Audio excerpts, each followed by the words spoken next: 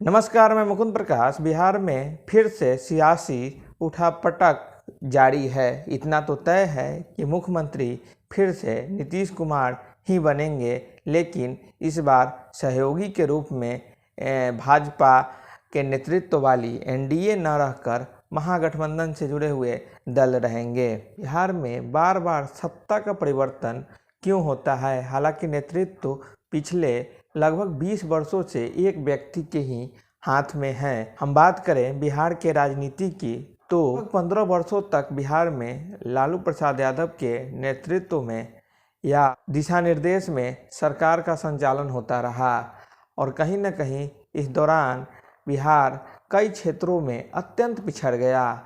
ऐसी मान्यताएं जगी कि शायद सत्ता परिवर्तन के बाद बिहार में बदलाव देखने को मिलेगा और इसी सत्ता परिवर्तन के लहर में एनडीए की सरकार 2005 में बनी, जिसका नेतृत्व नीतीश कुमार के हाथ में था। शुरुआती 5 वर्षों में बिहार में काफ़ी विकास भी हुआ और बिहार जो काफ़ी पिछड़ा प्रदेश माना जाता था उसमें कई फील्ड में विकास हुआ। 2010 के चुनाव में लोगों ने विकास पर मोहर लगाते हुए एनडीए गठबंधन को अपार बहुमत दिया। विकास का जो विकास जिस रफ्तार से हो रहा था उसके रफ्तार में कहीं न कहीं कमी आया। पक्ष के इस दौरान कमज़ोर होने के वजह से भी सरकार में बैठे हुए लोग निरंकुश होते चले गए। इसके बाद कुछ वर्षों के बाद अर्थात 2014 में केंद्र में कांग्रेस की सरकार चली गई और नरेंद्र मोदी के नेतृत्व में भाजपा की सरकार बनी। हालांकि उस वक्त नीतीश कुमार एनडीए का हिस्सा नहीं थे और वह अपने दम पे लोकसभा का चुनाव लड़े थे, लेकिन उस चुनाव में उन्हें उतना सीट नहीं आ पाया जितना नीतीश कुमार को अपेक्षा था।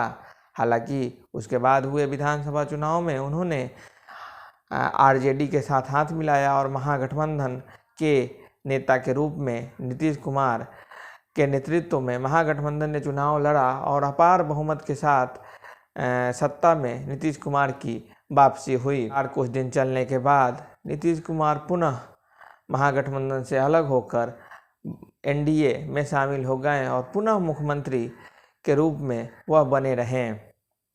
उसके बाद हुए अगले चुनाव में अर्थात 2020 के चुनाव में एनडीए के साथ नीतीश कुमार ने गठबंधन कर बिहार विधानसभा का चुनाव लड़ा, जिसमें पुनः वह मुख्यमंत्री बने और सत्ता उनके पास ही रहा।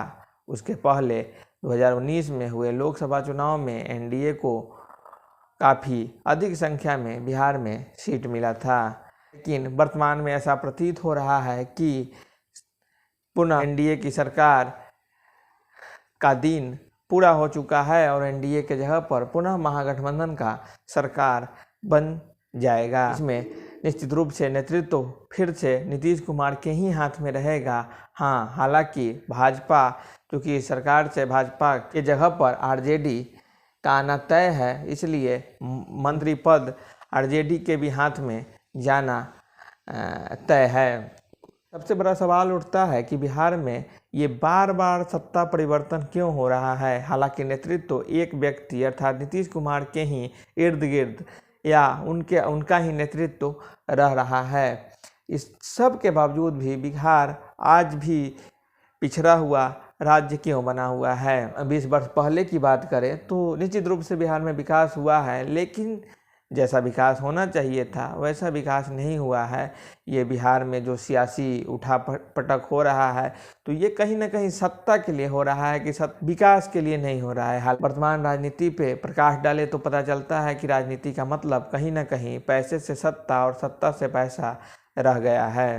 राजनीतिक दल से जुड़े हुए लोग, राजनीतिक दल के नेता, राजनीतिक दल के कार्यकर्ता को जनहित के समस्याओं से कोई लेना देना नहीं है। राजनीति का मतलब बस इस बात से है कि सत्ता अपने हाथ में रहना चाहिए और कहीं ना कहीं ये स्वाभिमान का भी टकराव है। यही कारण है कि बार बार परिवर्तन हो रहा है। इसका एक बड़ा कारण ये भी है कि मोदी के नेतृत्व वाली एनडीए गठबंधन कहीं ना कहीं केंद्र में मजबूत होती जा रही है और अधिकांश राज्यों में भाजपा शासित सरकार है। और ऐसा माना जाता है, विशेषज्ञ ऐसा बताते हैं कि कहीं ना कहीं सरकार में भाजपा के अत्यंत मजबूत होने और विपक्ष के अत्यंत कमज़ोर होने के बाद कहीं न कहीं लोकतांत्रिक शासन प्रणाली के कमज़ोर होने का खतरा भी पैदा हो गया है। विशेषज्ञ कहते हैं कि कहीं न कहीं केंद्र में बैठी सरकार के द्वारा अपने विपक्षियों को दबाने के लिए ईडी और तमाम केंद्रीय एजेंसी का दुरुपयोग भी किया जा रहा है। और कांग्रेस सहित कई दलों का आरोप है कि कहीं न कहीं लोकतंत्र बचाने के लिए वो लोग संघर्ष कर रहे हैं। कांग्रेस सहित विपक्षी पार्टियों का आरोप है कि मोदी के नेतृत्व में लोकतंत्र पे खतरा है, जबकि भाजपा के लोगों का मानना है कि मोदी के नेतृत्व में देश आगे बढ़ रहा है। जब बिहार में भी एनडीए की सरकार है और केंद्र में भी सरकार है, फिर भी संभवतः तालमेल ठीक न हो पाने के कारण बिहार का विकास नहीं हो पा रहा है। ये सच है कि नीतीश कुमार के नेतृत्व में बिहार में कई विकासात्मक कार्य हुए हैं, कई ऐसे कार्य किए गए हैं जो काफ़ी अनुकरणीय हैं, लेकिन कई क्षेत्र आज भी हैं जहां पर बिहार जिस क्षेत्रों में आज भी बिहार पिछड़ा हुआ है। बिहार में रोजगार एक बड़ी समस्या है। इसके शैक्षणिक संस्थानों का गुणवत्ता विहीन होना एक बड़ा दुर्भाग्यपूर्ण स्थिति है। साथ साथ स्वास्थ्य व्यवस्था भी पूरे राज्य का ठीक नहीं है। कई फील्ड हैं जिसमें बिहार आज भी पिछड़ा हुआ है। सबसे दिलचस्प स्थिति ये है कि जब सत्ता का परिवर्तन होता है, अर्थात एक दल से जुड़े हुए लोग जो अब तक सत्ता में थे वो अब सत्ता से बाहर जाएंगे और दूसरे दल के लोग जो सत्ता से अब तक बाहर थे वो सत्ता के अंदर आएंगे, तो ऐसे स्थिति में उन नेताओं का क्या होगा जो अब तक सत्ता में रहे लोग जिनके साथ गठबंधन करने जा रहे हैं उनके खिलाफ बोलते थे, और वो लोग जो अब तक सत्ता में थे और सत्ता के नेतृत्व करने वाले के समर्थन में लगातार बयान देते थे, उन नेताओं का बयान दिलचस्प होगा कि कैसे उनका बयान बदल जा रहा है। इन सब से अलग उन कार्यकर्ताओं का क्या जो लगातार अपने नेताओं के कहने पे विपक्षी नेताओं पे लगातार सवाल उठाते थे, सरकार पे सवाल उठाते थे। उन नेताओं का स्वर, उन कार्यकर्ताओं का स्वर से अचानक से बदलेगा। वो कैसे उस नेता को स्वीकार करेंगे जिनका विरोध अब तक वो करते आए हैं। वहीं वो लोग जो अब तक नीतीश कुमार जी का समर्थन करते आए हैं, के लोग का बयान अचानक से कैसे बदल जाएगा, ये काफ़ी दिलचस्प स्थिति होगा। इसे शायद लोकतंत्र की खूबसूरती कहें या खामी कहें, लेकिन सबसे दिलचस्प स्थिति यही होगा कि देखना कि अब भाजपा के नेता कार्यकर्ताओं का बयान कैसे नीतीश कुमार के खिलाफ में दिया जाता है। और आरजेडी सहित महागठबंधन के नेता, तो ये तय है कि बिहार में सत्ता का परिवर्तन होने जा रहा है। हालांकि नेतृत्व अब भी नीतीश कुमार के ही हाथ में रहेगा, इतना तय है। भाजपा सरकार से बाहर जाएगी और उसके जगह पर आरजेडी सहित महागठबंधन से जुड़े हुए दल जुड़ेंगे। तो सबसे दिलचस्प स्थिति ये रहेगा कि महागठबंधन के नेता जो अब तक नीतीश कुमार का विरोध करते आए हैं, वो उनका स्वर कैसे बदलेगा, ये देखना बड़ा महत्वपूर्ण होगा। साथ साथ उन कार्यकर्ताओं का क्या जो अब तक अपने नेता के कहने पे नेतृत्व कर रहे नीतीश कुमार का विरोध कर रहे थे। और उससे भी बड़ा महत्वपूर्ण ये होगा कि भाजपा के नेता जो अब तक नीतीश कुमार का गुणगान कर रहे थे, भाजपा के कार्यकर्ता बिहार में सरकार में होने के कारण भाजपा के कार्यकर्ता लगातार नीतीश कुमार के समर्थन में बयान देते थे, अब उनका बदलता बयान दिखेगा। और ये नेता और कार्यकर्ता का जो बदलता बयान है, ये देख के कहीं ना कहीं भारतीय लोकतंत्र की खूबसूरती कहें या खामी कहें, जो भी है, इसे ये काफ़ी देखने योग्य स्थिति होगा, काफ़ी दिलचस्प स्थिति होगा। इन सबसे इधर बिहार में सत्ता परिवर्तन अब तय है, निश्चित होना है। लेकिन दुर्भाग्य का स्थिति ये है कि ये रोजगार के मुद्दे पे परिवर्तन नहीं हो रहा है, बिहार के विकास के मुद्दे पे परिवर्तन नहीं हो रहा है। ये परिवर्तन जो है बिहार को विकास राज्य दिलाने के मुद्दे पे नहीं हो रहा है। ये परिवर्तन जो है बिहार में स्वास्थ्य व्यवस्था के सुधार के मुद्दे पे नहीं हो रहा है। ये परिवर्तन बिहार में भ्रष्टाचार के मुद्दे पे नहीं हो रहा है। ये परिवर्तन बिहार में शिक्षा व्यवस्था के सुधार के लिए नहीं हो रहा है। ये परिवर्तन केवल इसलिए किया जा रहा है क्योंकि स्वाभिमान पे आँच आया है, ऐसा नेताओं का कहना है। अब सवाल उठता है कि अचानक से ये स्वाभिमान पे आँच कब आ जाता है, क्यों आ जाता है, कैसे आ जाता है, तो ये तो वही सत्ता में बैठे हुए नेता ही जाने।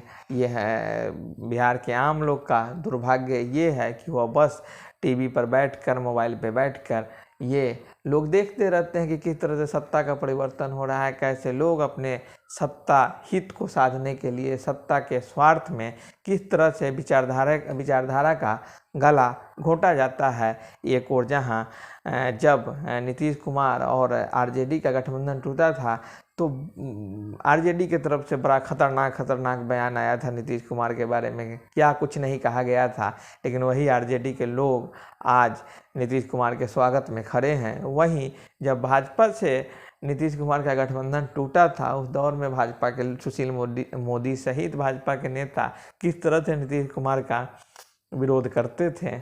अब बाद में जब दोनों लोग एनडीए में नीतीश कुमार की वापसी हुई तो लोग स्वागत किए, किस तरह से संबंध मधुर हो गया, और फिर अब विरोध देखने को मिलेगा। तो ये बड़ा दिलचस्प स्थिति है भारतीय राजनीति की। इन सब परिवर्तन से, चाहे सरकार नीतीश कुमार की रहे, चाहे सुशील कुमार मोदी की रहे, चाहे भाजपा के नेतृत्व में रहे, या जदयू के नेतृत्व वाली सरकार रहे, या आरजेडी के नेतृत्व वाली सरकार रहे, तेजस्वी मुख्यमंत्री रहे, या लालू प्रसाद यादव रहे, या फिर कोई भी सत्ता में रहे, किसी का भी नेतृत्व रहे, लेकिन सबसे बड़ा सवाल ये है कि रोजगार का मुद्दा, स्वास्थ्य का मुद्दा, शिक्षा का मुद्दा कहाँ गया? उस मुद्दे पे चर्चा भी क्यों नहीं किया जाता है? तो कहीं ना कहीं ये परिवर्तन से, सत्ता परिवर्तन से बिहार का व्यवस्था परिवर्तन नहीं होगा, और व्यवस्था परिवर्तन जब तक नहीं होगा, बिहार के लोग आज भी अलग अन्य राज्यों पर निर्भर रहेंगे रोजगार के लिए। आज भी बिहार के छात्र छात्राओं को ठीक ठाक शिक्षा प्राप्त करने के लिए बिहार से इतर अन्य राज्यों में जाने की आवश्यकता होगी। लोगों को इलाज कराने आज भी बिहार से बाहर जाना होता है, और आगे भी जाना होगा, क्योंकि हमारे नेता हैं जिन्हें हम नेतृत्व देते हैं, या फिर जो राजनीतिक दल से जुड़े हुए लोग हैं जिनको हम भरोसा जिन पे करते हैं, राजनीतिक दल पे भरोसा करते हैं, लेकिन जनता के भावनाओं के इतर ये इन लोगों का एक अलग व्यवस्था है। बस नेताओं को सत्ता चाहिए, सत्ता का सुख चाहिए, कोई दल किसी के खिलाफ नहीं है। ऐसा माना भी जाता है कि राजनीति में कोई अस्थाई शत्रु या अस्थाई मित्र नहीं होता है।